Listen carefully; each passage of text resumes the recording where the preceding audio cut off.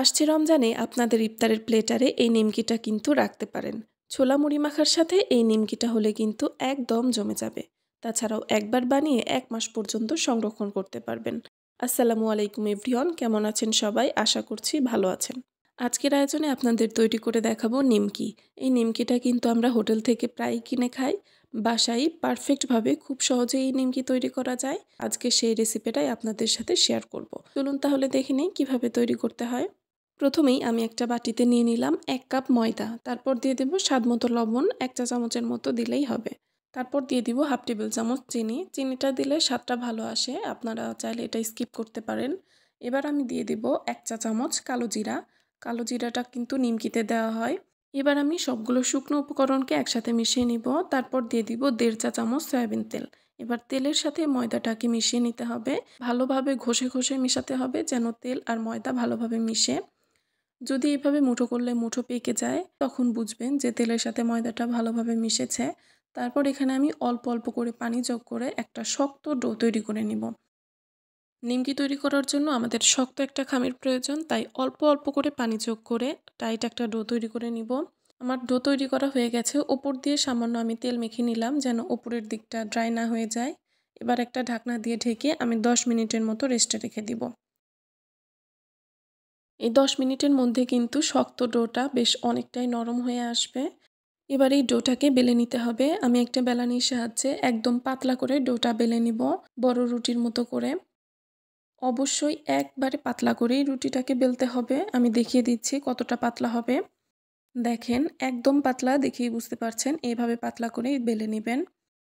এবার এই রুটির ওপর দিয়ে আমি ১ টেবিল চামচের মতো সয়াবিন তেল দিয়ে দিলাম। এবার হাত দিয়ে ভালোভাবে সয়াবিন তেলটাকে রুটির ওপর মেখে নিব।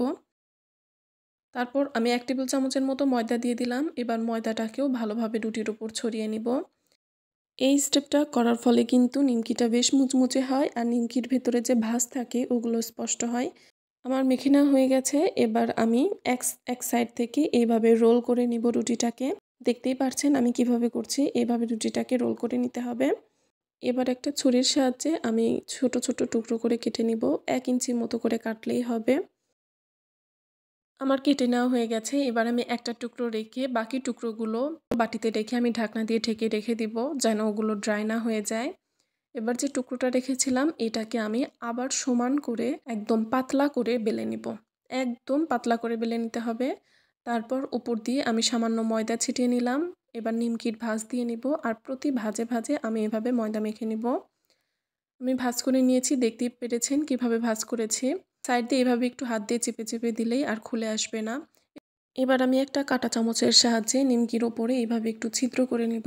তাহলে নিমকিটা অতিরিক্ত ফুলে ভাঁজগুলো খুলে ছড়িয়ে যাবে না। এভাবেই একে একে আমি সবগুলো নিমকি বানিয়ে নিয়েছি। এবার নিমকিগুলো ভাজার পালা। নিমকিগুলো ডুবো তেলে ভেজে নিতে হবে, তাই আমি একটা কড়াইয়ে তেল গরম করে নিয়েছি। এবার গরম তেলে আমি নিমকিগুলো ছেড়ে দিলাম। মোটামুটি গরম তেলে ছাড়তে হবে, অতিরিক্ত গরম তেলে ছাড়া যাবে না। মাঝারি থেকে কম আঁচে রেখে নিমকিগুলো ভেজে নিতে হবে। একটু সময় নিয়েই নিমকিগুলো ভাজতে হবে, তাহলে একদম পারফেক্ট মুচমুচে নিমকি হবে। আমি উল্টে পাল্টে নিমকিগুলো বাদামি রং করে ভেজে তেল থেকে উঠিয়ে নিয়েছি। এই পর্যায়ে কিন্তু আপনারা নিমকিগুলো সংরক্ষণ করতে পারেন। নিমকিগুলো যখন একদম ঠান্ডা হয়ে যাবে তখন একটা এয়ারটাইট বক্সে ভরে নর্মাল ফ্রিজে রেখে সংরক্ষণ করতে পারবেন। আমি আপনাদের ভেঙে দেখিয়ে দিচ্ছি নিমকিটা কেমন হয়েছে। দেখেন একদম পারফেক্ট আর মুচমুচে নিমকি, আর খেতেও আলহামদুলিল্লাহ অনেক মজার। বাসায় অবশ্যই তৈরি করে দেখবেন। ভিডিও ভালো লাগলে চ্যানেলটি সাবস্ক্রাইব করবেন, ফেসবুক থেকে ফলো করবেন। ভালো থাকবেন সবাই, আল্লাহ হাফেজ।